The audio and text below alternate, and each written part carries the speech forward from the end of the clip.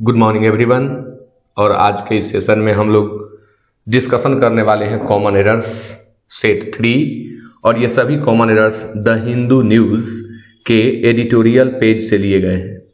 तो आज का पहला क्वेश्चन है, governors shouldn't exceed more than his constitutional duties to serve as the agents of the center.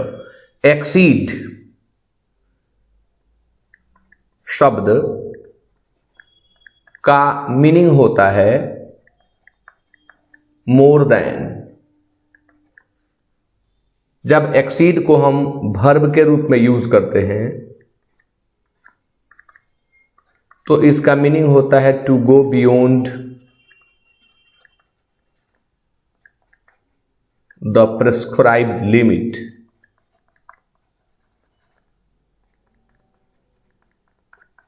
तो चूंकि यह अपने आप में बियॉन्ड को दर्शाता है, इसलिए जहां कहीं एक्सीड का प्रयोग हुआ हो वहां हमें मोर देन का प्रयोग नहीं करना चाहिए। यह बहुत ही महत्वपूर्ण है और कई परीक्षाओं में पहले पूछा जा चुका है, तो आप ध्यान रखें जहां कहीं एक्सीड लगा हो वहां मोर देन का प्रयोग नहीं होता है, इसलिए आंसर 1 का 2 होगा। The second one is This is an encroachment at the powers of the legislature and the elected government. This is an encroachment at answer 1 होगा। और यहां शब्द है encroachment।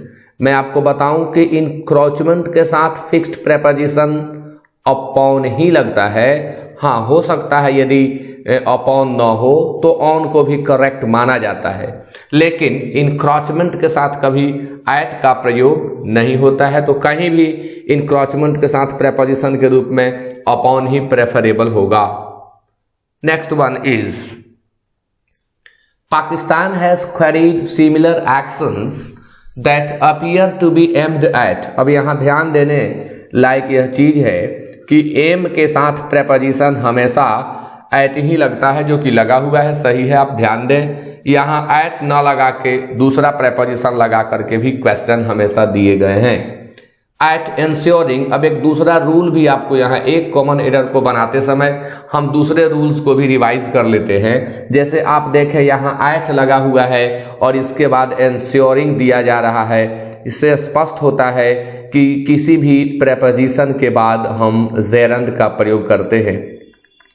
किसी भी प्रेपोजिशन के बाद हम जेरंड का प्रयोग करते हैं, टू को छोड़कर, क्योंकि टू एक बिल्कुल अलग चीज होता है, वो इन्फिनिटी बना देता है। अब बेटर आउटकम, अब बहुत विद्यार्थी यह सोचने लगेंगे कि यह बेटर जो है कॉम्परेटिव डिग्री है, इसके पहले ए नहीं लगना चाहिए।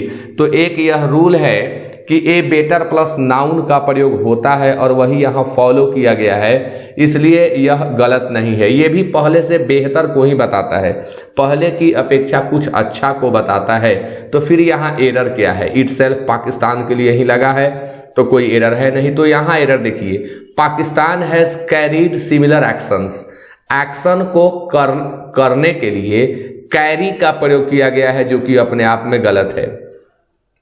कैरी मीन्स तो ढोना होता है, और किसी भी एक्शन को हम करते हैं तो करने का अंग्रेजी होता है कैरी आउट। कैरी आउट का हिंदी मीनिंग होता है करना। अब इस कैरी आउट का प्रयोग हम कर सकते हैं एक्सपेरिमेंट के लिए, इसका प्रयोग हम कर सकते हैं एक्शन के लिए। किसी भी कार्य को करने के लिए कैरी आउट एक्शन का प्रयोग, एक्सपेरिमेंट करने के लिए, किसी भी तरह के टेस्ट को करने के लिए हम कैरी आउट का प्रयोग करते हैं। इसलिए यह सेंटेंस 1 नंबर में गलत है। केवल कैरी से यह सेंटेंस इनकम्प्लीट है। यहां हमें कैरीड आउट का प्रयोग करना होगा, कैरीड आउट, तब यह मीनिंगफुल होगा। The next one is both the expenditure side as well as gross value added across various industries point to the high degree of optimism. Both the expenditure side as well as कभी भी जब both के साथ as well as दिखाई पड़े तो आप इसे काटें, यानी इसका आंसर होगा 2। अब बोथ के साथ फिक्स्ड है, इन्हें हम कोरिलेटिव कंजंक्शन कहते हैं, इन्हें पेयर्ड कंजंक्शन भी कह सकते हैं। बोथ के साथ हमेशा एंड का ही प्रयोग होता है। एज वेल एज दे करके कई बार क्वेश्चन पूछा जा चुका है, तो आप ध्यान रखेंगे अगर फर्स्ट पार्ट में बोथ है तो सेकंड पार्ट में एंड ही होगा, यानी यह एज वेल एज हटा करके अगर हम एंड कर दें तो यह सेंटेंस इंप्रूव हो जाएगा। The next one is thousand of poultry boards and other kinds. Other के बाद आने वाला नाउन हमेशा प्लुरल होता है, इसलिए अदर काइंड्स होगा। मैं यहां आपको बता दूं कि अनदर के बाद आने वाला नाउन हमेशा सिंगुलर होता है और अदर के बाद आने वाला नाउन हमेशा प्लुरल होता है। यहां इसे फॉलो किया गया है। Birds have died in Haryana, Gujarat and Jharkhand. तो थाउजेंड ऑफ पोल्ट्री, यह जो यूनिट यहां आप देख रहे हैं यही गलत है। यहां थाउजेंड के जगह पर हमें थाउजेंड्स का प्रयोग करना होगा और आंसर होगा 1। जब भी वाक्य में dozen, 100, 1000, lakh, crore, million, billion, trillion etc का प्रयोग हुआ हो तो इनके पहले अगर यहां संख्या सूचक न्यूमेरिक एक्सप्रेशंस जैसे 1 दे दिया जाए, 2 दे दिया जाए, 3 etc दे दिया जाए, 1 2 3 यानी न्यूमेरिकल एक्सप्रेशंस दिए गए हों तो हमेशा dozen, 100, 1000, million, billion, lakh, crore ये सिंगुलर होते हैं। अब दूसरी बात कि अगर ये 1 2 3 4 संख्यात्मक वर्णन न दिया गया हो तो डजन के जगह पर डजन्स, 100 के जगह पर हंड्रेड्स, 1000 के जगह पर थाउजेंड्स, मिलियन, बिलियन के जगह पर मिलियंस, बिलियंस और ट्रिलियन के जगह पर ट्रिलियंस ही लिखना होता है। यही रूल है। फिर से समझ लें, यहाँ 2 नियम काम करता है। कभी भी वाक्य में जब आप इन यूनिट्स का प्रयोग करें तो इनके पहले संख्या सूचक शब्द देने पर इन्हें हमेशा सिंगुलर में रखें और इनके पहले संख्या सूचक शब्द न हो तो हमेशा प्लुरल में ही रखें। ये 2 विकल्प आपके पास होते हैं। अब जब इन्हें प्लुरल में यूज करते हैं तो इनके साथ ऑफ भी नेसेसरीली लगता है, तो आंसर 1 होगा। नंबर 6 इज जज Baraitser has blocked Assange's extradition only on medical ground. यह क्वेश्चन भी नंबर चैप्टर से ही है। आंसर 4 होगा। यहां ग्राउंड शब्द जो है यह अपने आप में गलत है। शब्द है ग्राउंड जिसका हिंदी मीनिंग होता है स्थल। इस वर्ड का जब हम प्लुरल बनाते हैं तो यह ग्राउंड्स होता है और तब इसका अर्थ होता है आधार या स्थलों। कुछ ऐसे नाउन्स होते हैं जिनका सिंगुलर में एक अर्थ और प्लूरल में 2 अर्थ होता है, जिनमें से यह एक है। तो इनके यूज में हमें ध्यान रखना पड़ता है। यहाँ कहा जा रहा है कि मेडिकल को ग्राउंड बना करके, यानी आधार बना करके। तो जब भी ग्राउंड आधार के अर्थ में आप यूज करें तो उसे हमेशा प्लुरल फॉर्म में ही रखें। इसलिए यहाँ ग्राउंड के जगह पर ग्राउंड्स करना होगा और आंसर होगा 4। Number 7 is the scientific advisory panel had recommended days before। ये इन यहाँ unnecessarily लगा हुआ है, ये यहाँ नहीं था, मैंने हटाया था बाय मिस्टेक, ये यहाँ छूट गया है। days before Christmas that the government considered a national lockdown। यहां आप देख रहे हैं the scientific advisory panel had recommended, verb के रूप में यहाँ रेकमेंड का प्रयोग हुआ है। और यहाँ से एक इंपॉर्टेंट रूल निकल करके हमारे सामने आता है कि गवर्नमेंट कंसीडर्ड आंसर होगा 3 और कंसीडर्ड के जगह पर हमें शुड कंसीडर का प्रयोग करना होगा। कंसीडर्ड के जगह पर हमें शुड कंसीडर का प्रयोग करना होगा। अब मैं इसे ट्रिक से बताता हूं क्यों ऐसा करना पड़ा, क्या नियम है। तो अगर वाक्य के एक पार्ट में सजेस्ट, रेकमेंड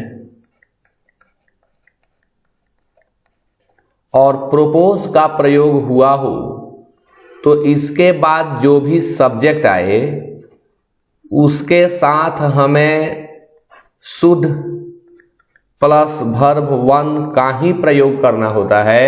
और यही कारण है कि यहाँ पर कंसीडर्ड गलत है। अब सामान्यतः जो लोग यह रूल नहीं जानते हैं वो सोचेंगे पहले पास्ट है बाद में भी पास्ट है, यह सेंटेंस सही है। लेकिन देखिए यहाँ रेकमेंडेड आया है। अब इसके बाद जो भी सब्जेक्ट यहाँ देखेंगे गवर्नमेंट मिला subject.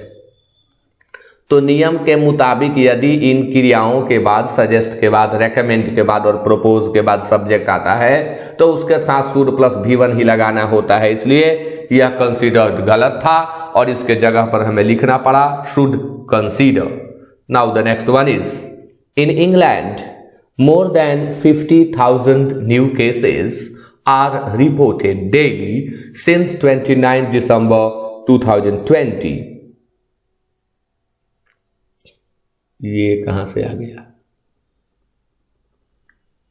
In England, more than 50,000 new cases are reported। अब इस वाक्य में आप देखें since 29 दिसंबर दिया हुआ है। तो जब since 29 दिसंबर यानी घटना ये पहले से चल रही है और अभी जारी है, तो जो काम पास्ट में शुरू हुआ और अभी तक जारी है उसमें हमें प्रेजेंट परफेक्ट कंटिन्यूअस टेंस का प्रयोग करना होता है। तो न्यू केसेस आ रहे हैं तो या तो हमें हैव बीन बीइंग रिपोर्टेड लिखना होगा और नहीं तो चूंकि यह सामान्य रूल है कि हम प्रेजेंट परफेक्ट कंटिन्यूअस टेंस को पैसिव में यूज करने से बचें, तो इसलिए हम इसे प्रेजेंट परफेक्ट में भी लिख सकते हैं कि हैव बीन रिपोर्टेड। यानी जब वाक्य में सिंस या फॉर का प्रयोग किया गया हो, वाक्य में सिंस या फॉर का प्रयोग किया गया हो, सिंस या फॉर का, और उसके बाद टाइम दिया गया हो, तो इसके पहले हम दो चीज यूज कर सकते हैं। इसके पहले हम प्रेजेंट परफेक्ट कंटिन्यूअस का यूज कर सकते हैं, यही प्रेफरेबल होगा। और यदि किसी कारण से प्रेजेंट परफेक्ट से हमें बचना पड़े तो हमें प्रेजेंट परफेक्ट टेंस का यूज करना चाहिए। और इसीलिए हमने यहाँ सेलेक्ट किया हैव बीन को, चूंकि यह पैसिव में भी है। ये केसेस अपने से सामने नहीं आ रहे हैं, सामने लाया जा रहा है। तो अब प्रेजेंट परफेक्ट कंटिन्यूअस लिखते तो फिर उसका हमें पैसिव करना पड़ता, इसलिए हमने इसे प्रेजेंट परफेक्ट में लिख दिया और पैसिव कर दिया, तो हैव बीन रिपोर्टेड इसका सही आंसर हुआ। Next one is the new virus appears to effect a great proportion of individuals under 20 years। यानी new virus appear subject singular verb singular सही है। टू इफेक्ट कई बार यह पूछा जा चुका है। इफेक्ट शब्द जो है कई विद्यार्थी कंफ्यूज रहते हैं इफेक्ट और अफेक्ट में क्या अंतर है। तो इफेक्ट शब्द एब्स्ट्रैक्ट नाउन है, इसका अर्थ होता है प्रभाव, और अफेक्ट वर्ब 1 है और इसका अर्थ होता है प्रभाव डालना। अब यहां जो वाक्य में नीड है वह 2 + V1 की है, इसलिए इफेक्ट यहां गलत है, आंसर 2 होगा। और इफेक्ट के जगह पर यहां हमें अफेक्ट का यूज करना होगा। Now question number 10 is the court also emphasized on there is error in the use of preposition here। Emphasize, answer 1 होगा। कभी भी एम्फसाइज के साथ आप ऑन का प्रयोग न करें। मैं चर्चा इसकी हमेशा करता हूं। अगर एम्फेसिस का यूज हुआ हो, एम्फेसिस नाउन होता है, तो अगर एम्फेसिस का यूज हुआ हो तो आप ऑन का यूज करें। लेकिन अगर इसे वर्ब बना दिया जाए तो यह एम्फेसिस से एम्फसाइज हो जाता है, वर्ब हो जाता है, और जब यह वर्ब का काम करने लगे तो इसके साथ ऑन का प्रयोग नहीं करते हैं। और यहाँ आप देख रहे हैं कि यह वर्ब का काम किया है, सब्जेक्ट के बाद वर्ब, एम्फसाइज्ड और साथ में ऑन लगाया गया है, इसलिए यह गलत था। अब यहाँ एक दूसरी बात महत्वपूर्ण, सिटीजन्स राइट यानी नागरिकों का अधिकार। तो आप ध्यान दें, चूंकि यह नाउन प्लुरल है इसलिए बाद में केवल अपॉस्ट्रोफी लगेगा, बिल्कुल सही। राइट के बाद फिक्स्ड प्रेपोजिशन टू लगता है, लगा हुआ है। In safe buildings and environment with in the meaning of article 21 यानी आर्टिकल 21 में जो मेंशन्ड है उसके अनुसार। The next one is his conduct was comparable to his counterpart in Rajasthan who refuse to. ध्यान देंगे, रिफ्यूज के बाद जब भी कोई वर्ब आए तो बीच में टू का ही प्रयोग होता है। Who refuse to convene a session of the assembly in July his conduct was comparable to. ये भी याद करने लायक शब्द है। कंपेरेबल, प्रेफरेबल और कमेंडेबल, ये 3 शब्द होते हैं एक जैसे। कंपेरेबल, प्रेफरेबल और कमेंडेबल, और इन तीनों के बाद हमेशा टू का प्रयोग होता है। दूसरी एक और बात कि इनके पहले मोर या मोस्ट भी हम नहीं लगा सकते हैं। अगर इनके पहले कहीं भी मोर या मोस्ट दिखाई पड़े तो आप उस मोर या मोस्ट को भी काटें, इनका फॉर्म चेंज नहीं किया जाता है। यह बिल्कुल यहाँ सही है, कंपेरेबल के बाद टू लगा है। फिर एरर क्या है, तो एरर यहाँ 2 नंबर में है और यह क्वेश्चन प्रोनाउन चैप्टर से है। हम किसी के कंडक्ट की तुलना उसके काउंटर पार्ट से नहीं करेंगे। हम किसी व्यक्ति की तुलना उसके काउंटर पार्ट यानी उसके समान पद वाले व्यक्ति से कर देंगे, ये बिल्कुल सही होता। लेकिन यहाँ पर किसी के कंडक्ट की तुलना किसी व्यक्ति से की जा रही है जो कि गलत है। तो प्रोनाउन के नियम के अनुसार यहाँ दैट ऑफ का प्रयोग करना होगा। यहाँ हमें यानी आंसर 2 होगा और यहाँ हमें दैट ऑफ का प्रयोग करना होगा कि his conduct was comparable to that of his counterpart. कहने का मतलब यह हुआ कि हिज कंडक्ट यानी उसका कंडक्ट उसके काउंटर पार्ट के कंडक्ट। इट मीन्स यहाँ आप माने कि यहाँ पर दैट ऑफ नहीं, the conduct of his counter part है। दैट ऑफ इसलिए आ रहा है कि बार बार द कंडक्ट ऑफ लिखना भी गलत होगा, रेपिटिशन ऑफ नाउन भी गलत माना जाता है और उसी के लिए तो प्रोनाउन का यूज होता है। तो हम इस सेंटेंस को समझाने के लिए ऐसे बोल सकते हैं कि his conduct was comparable to the conduct of his counterpart. लेकिन बार बार कंडक्ट का प्रयोग करना भी गलत होगा, इसलिए यहां हम दैट ऑफ का प्रयोग करेंगे। Next question number 12 is mister Khan is also besmirching his personal reputation as a fierce, fair-minded public figure। ध्यान दें, पब्लिक फिगर यहां कंपाउंड नाउन की तरह काम कर रहा है। ऐसे अलग अलग करेंगे तो पब्लिक अपने आप में एडजेक्टिव हो जाएगा, लेकिन यहां कंपाउंड की तरह काम कर रहा है। फेयर माइंडेड एडजेक्टिव का काम कर रहा है, यानी पब्लिक फिगर की विशेषता फेयर माइंडेड बता रहा है और यहां फिर फियर शब्द आ गया। तो रूल के अनुसार जब भी 2 एडजेक्टिव एक साथ दिए गए हों तो पहले एडजेक्टिव को हमें एडवर्ब में बदलना होता है, इसलिए यहां फियर्स के जगह पर फियर्सली करना होगा। और मैं पहले बता चुका हूं, फिर आपको बताऊंगा कि जब आप एडजेक्टिव में ly जोड़ते हैं तो वह एडवर्ब ऑफ मैनर बन जाता है। एडवर्ब ऑफ मैनर, प्रायः कुछ एडवर्ब ऑफ क्वांटिटी भी होते हैं जैसे कॉम्प्लीटली, पार्शियली, होली, लेकिन प्रायः एडजेक्टिव में जब हम एलवाई जोड़ते हैं तो एडवर्ब ऑफ मैनर बन जाते हैं। तो यहाँ एडजेक्टिव और एडजेक्टिव दोनों एक साथ आए थे, इसलिए पहले एडजेक्टिव को एडवर्ब में बदलना पड़ा, क्योंकि ग्रामर का रूल कहता है कि जब दो एडजेक्टिव एक साथ दिए गए हों तो पहले एडजेक्टिव को एडवर्ब में बदल दें। Next one is the bills were passed in a haste.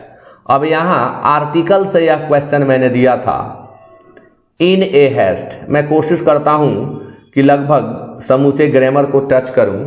ये सभी क्वेश्चन मैं आपको पहले भी बता चुका हूं कि हिंदू न्यूज़पेपर से और खासकर एडिटोरियल पेज से मैं बनाता हूं, तो इसमें हर चैप्टर को मैं टच करने की कोशिश करता हूं। यहां आप देखें, the bills were passed in a haste. In haste लिखा जाता है, कभी भी इन ए हेस्ट नहीं लिखते हैं।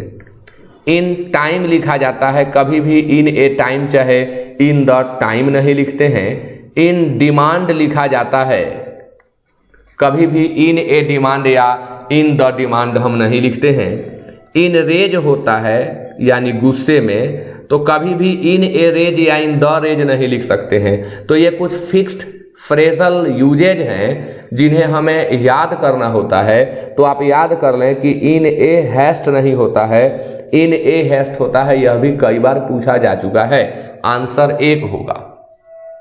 अब यहाँ रेफर के साथ ऑब्जेक्ट है, ऑब्जेक्ट के बाद टू है, तो रेफर के साथ फिक्स्ड प्रेपोजिशन टू ही लगता है।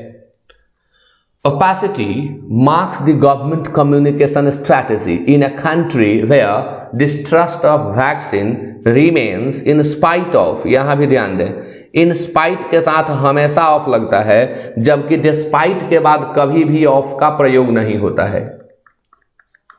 कभी भी despite के बाद ऑफ दिखाई पड़े तो आप देखते काटें, despite के साथ ऑफ का प्रयोग नहीं होता है।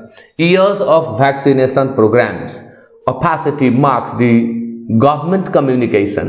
अब सरकार का कम्युनिकेशन, तो सरकार कम्युनिकेशन यहां हो जा रहा है, यानी यहां लोप है अपॉस्ट्रोफी एस का, जिसके चलते यह गलत है। तो इसका सही आंसर होगा गवर्नमेंट्स। अपॉस्ट्रोफी एस लगाएंगे तब ये दोनों शब्द एक दूसरे को रिलेट करने लगेंगे और तब यह सेंटेंस सही होगा। हालांकि एक और बारीक चीज यहाँ पे है, कम्युनिकेशन है और स्ट्रैटेजी है, तो कम्युनिकेटिव स्ट्रैटेजी कर दें तो ज़्यादा बढ़िया होगा, लेकिन कम्युनिकेशन स्ट्रैटेजी का प्रयोग भी होता है, इसलिए मैं सलाह दूंगा कि आप इसे इग्नोर करें। लेकिन अगर कम्युनिकेशन शब्द का एडजेक्टिव बनाना हो तो वह कम्युनिकेटिव होगा, यह आप जान लें, यह आप सीख लें। कम्युनिकेशन का एडजेक्टिव होता है कम्युनिकेटिव, और ज़्यादा बेहतर होता कम्युनिकेटिव, लेकिन लेखकों के द्वारा कम्युनिकेशन स्ट्रैटेजी प्रयोग में होता है, आता है, इसलिए इसे अवॉइड करना चाहिए। The last one is migratory birds are largely responsible for long distance transmission of the virus into India during the winter। Answer 4 होगा। यह फुल्ली ग्रामेटिकल है और यह प्रश्न भी आर्टिकल से है। ऋतुओं के नाम के पहले द तब लगाते हैं, जैसे अब केवल यहाँ ब्लैंक है, अब ब्लैंक के बाद विंटर है, समर है, ऑटम है, तो यहाँ नो आर्टिकल होगा। ऋतुओं के नाम के पहले द लगता है, लेकिन तब लगता है जब ऋतु का नाम, जैसे यहाँ विंटर दे दें और विंटर के साथ हम सीजन का प्रयोग करें, जैसे द विंटर सीजन सही होगा, द रेनी सीजन सही होगा, द स्प्रिंग सीजन सही होगा। यानी हमें द का प्रयोग तब करना होता है जब साथ में सीजन लगा हुआ हो, सीजन न हो तो हम द का प्रयोग नहीं करते हैं। दूसरी बात, यहाँ रेस्पॉन्सिबल लगा हुआ है, रेस्पॉन्सिबल के साथ फॉर का प्रयोग होता है। अब रेस्पॉन्सिबल के साथ टू का प्रयोग भी होता है। रेस्पॉन्सिबल टू सुनने में अटपटा लगेगा, लेकिन बिल्कुल होगा। रेस्पॉन्सिबल टू वंस फैमिली, मैं अपने परिवार के प्रति जिम्मेवार हूँ, जवाबदेह हूँ, तो रेस्पॉन्सिबल टू होगा। Responsible to one's family oblique members, किसी व्यक्ति के प्रति अगर आप रिस्पॉन्सिबल हैं तो भी टू का प्रयोग करें, ह्यूमन बींग्स आ जाए तो टू, अन्य कुछ भी आए तो फॉर बहुत ही महत्वपूर्ण है। रिस्पॉन्सिबल टू सुन करके बहुत से लोग आश्चर्य करते हैं कि नहीं ये कैसे हो सकता है, बट यह बिल्कुल होता है, आप इसे याद कर लेंगे। तो आज के इस सेशन में मैं टोटल 15 कॉमन एरर आपको एक्सप्लेन करके बताया। अगर आपको ये एक्सप्लेनेशन अच्छा लगता हो तो वीडियो को लाइक जरूर करें, शेयर करें, और अगर अभी तक आपने इस चैनल को सब्सक्राइब नहीं किया है तो प्लीज़ सब्सक्राइब कर दें। Okay, thank you very much to all of you.